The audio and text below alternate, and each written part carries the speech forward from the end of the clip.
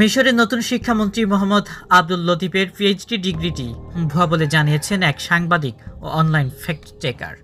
তিনি PhD degree অর্জনের বিষয়টি সরকারি ওয়েবসাইটে দেওয়া আছে, সেটি বিশ্লেষণ করার পর ডিগ্রিটি ভুয়া হিসেবে প্রতীয়মান হয়েছে।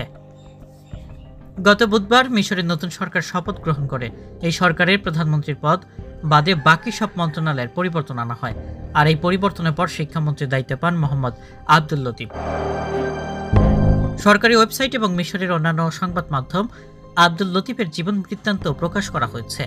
এই সিভিতে উল্লেখ করা হয়েছে তিনি যুক্তরাষ্ট্র থেকে 2টি পোস্ট গ্রাজুয়েট ডিগ্রি অর্জন করেছেন, যার মধ্যে কার্ডিফ সিটি বিশ্ববিদ্যালয় থেকে পিএইচডি এবং যুক্তরাষ্ট্র ভিত্তিক লরেন্স বিশ্ববিদ্যালয়ে মাস্টার্স করেছেন।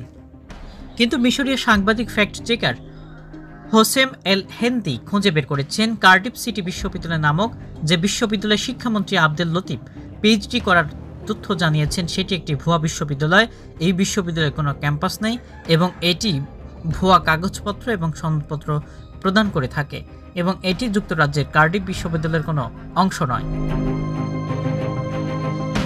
এমনটি এই বিশ্ববিদ্যালয়ের ওয়েবসাইটে ক্যাম্পাসের যে ছবি দেওয়া আছে, এটি আসলে ক্যামব্রিজ বিশ্ববিদ্যালয়ের ট্রিনিটি কলেজের গ্রেড কোর্টের।